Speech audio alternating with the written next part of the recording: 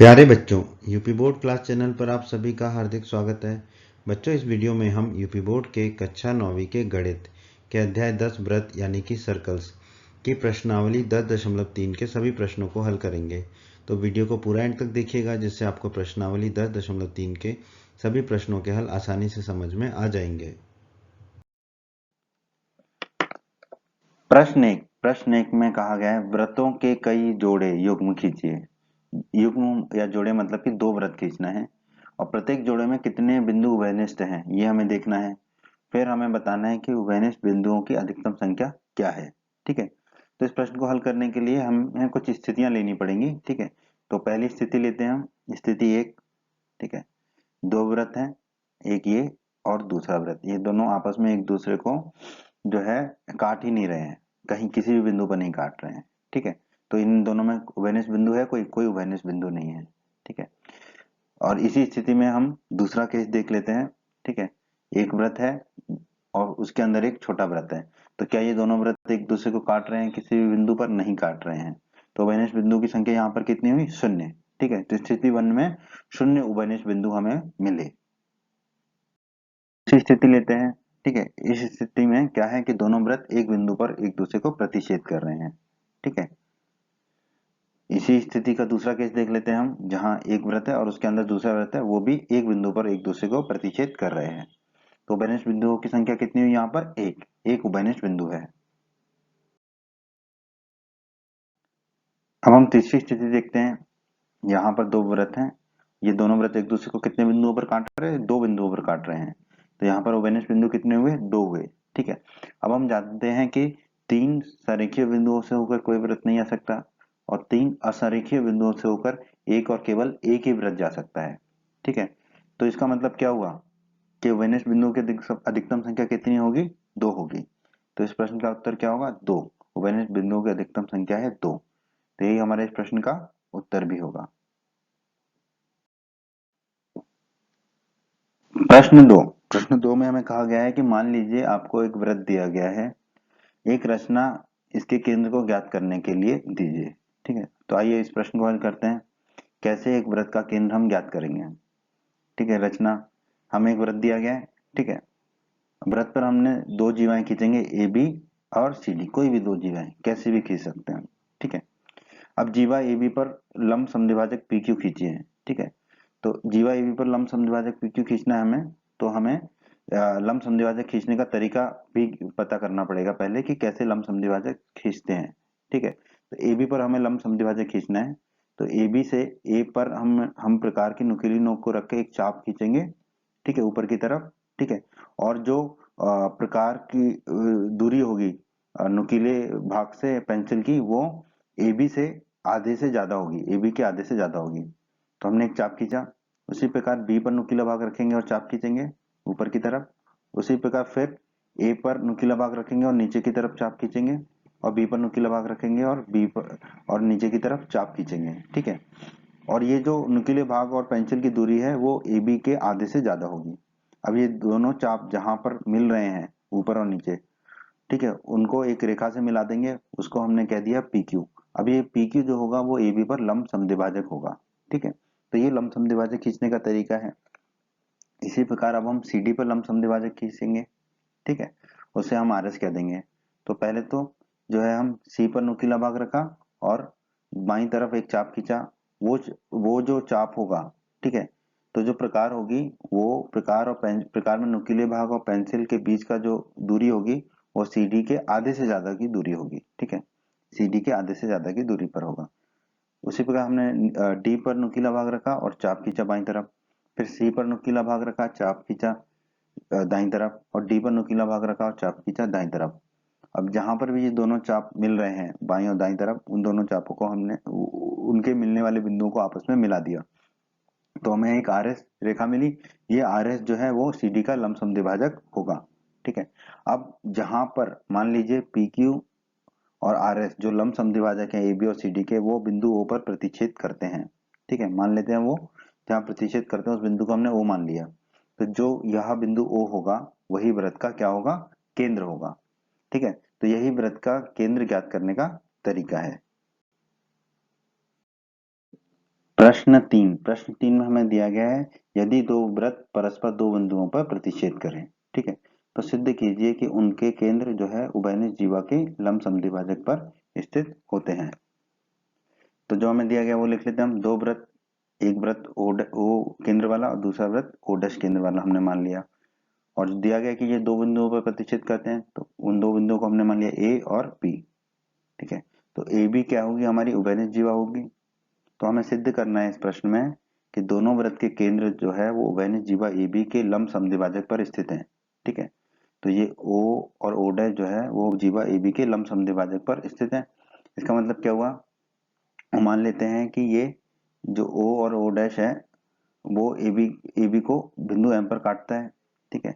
तो हमें क्या सिद्ध करना है कि कोण ओ एम ए और कोण ओ डैश एम ए, ये दोनों कोण कितने के होंगे, 90 डिग्री के। तभी जो है केंद्र जो है उभयनिष्ठ जीवा पर लंब डालेगा, ठीक है, और फिर समद्विभाजक पर भी स्थित है। इसका मतलब जो केंद्र से लंब डाला गया है जीवा पर, ठीक है, जो केंद्र से जीवा पर लंब है वो जीवा को दो बराबर भागों में बांट रहा है। इसका मतलब एम ए बराबर एम बी होगा, एम ए और एम बी आपस में बराबर होंगे।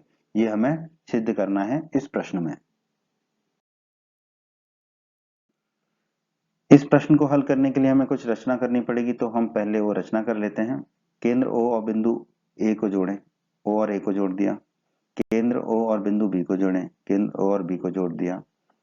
केंद्र ओ डैश और बिंदु ए को जोड़ें, केंद्र ओ डैश और बिंदु ए को जोड़ दिया। और केंद्र ओ डैश और बिंदु बी को जोड़ें, तो केंद्र ओ डैश और बिंदु बी को हमने जोड़ दिया।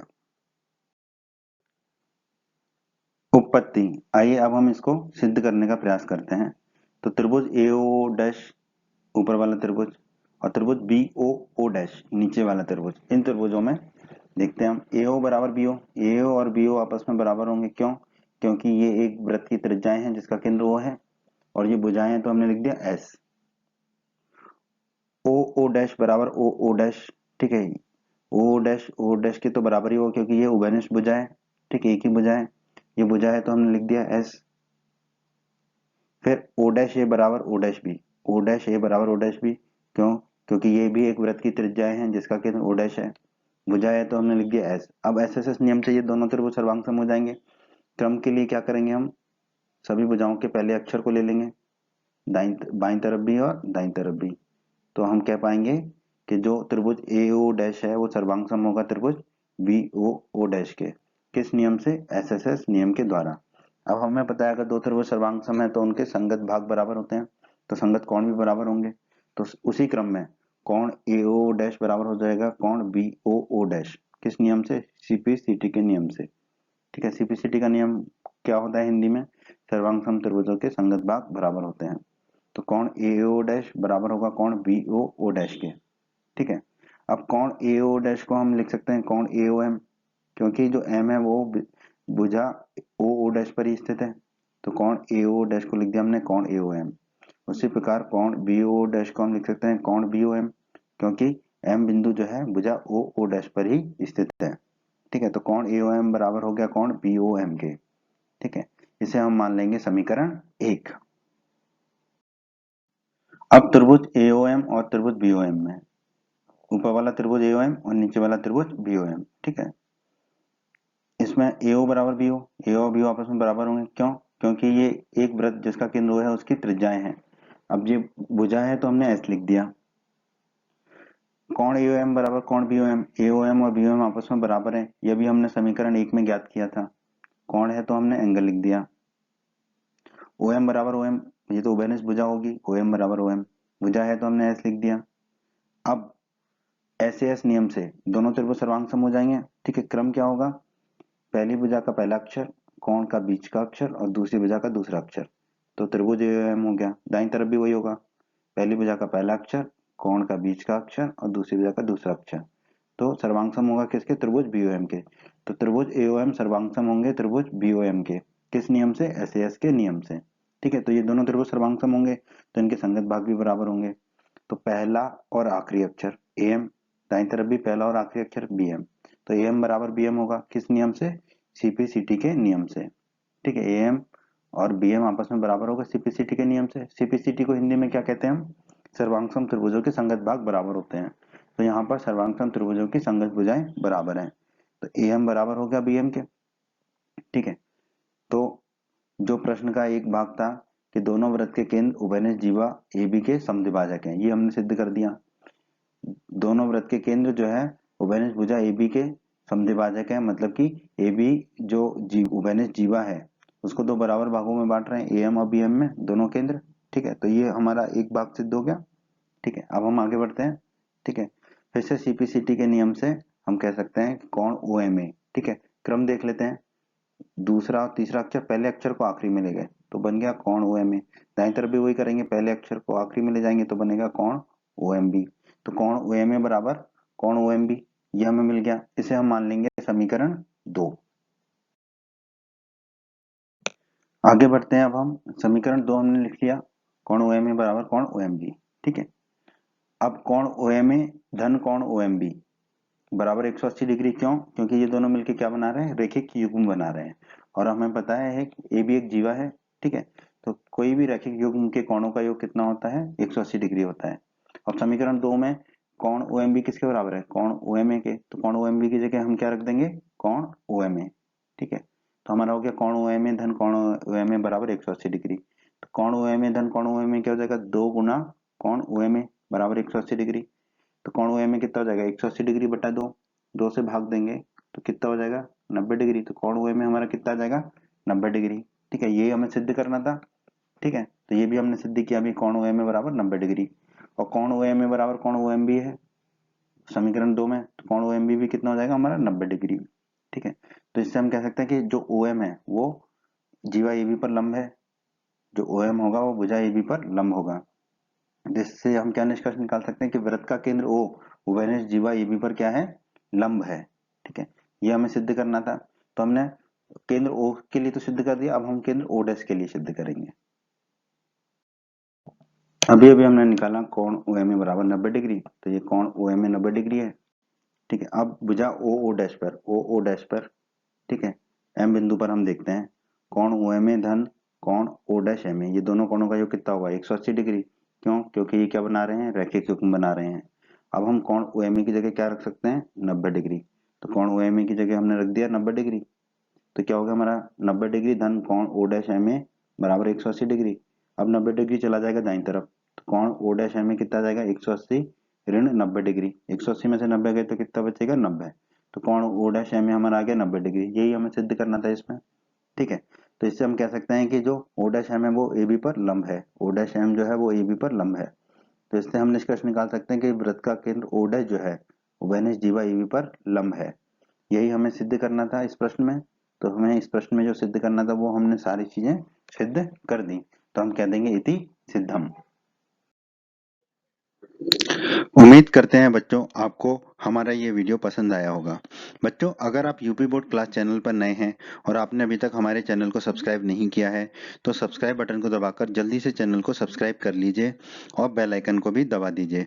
इससे आपको क्या फ़ायदा होगा, जब भी हमारे चैनल पर कोई भी नया वीडियो आएगा तो उसका नोटिफिकेशन आपको सबसे पहले मिल जाएगा। और जब भी आप यूट्यूब पर कोई वीडियो सर्च करेंगे तो हमारे चैनल के वीडियोज़ आपको ऊपर नज़र आने लगेंगे। आप हमारे वीडियोज़ को अपने सभी दोस्तों के साथ व्हाट्सएप और फेसबुक पर अवश्य शेयर करें, जिससे आपके दोस्तों का भी लाभ हो सके।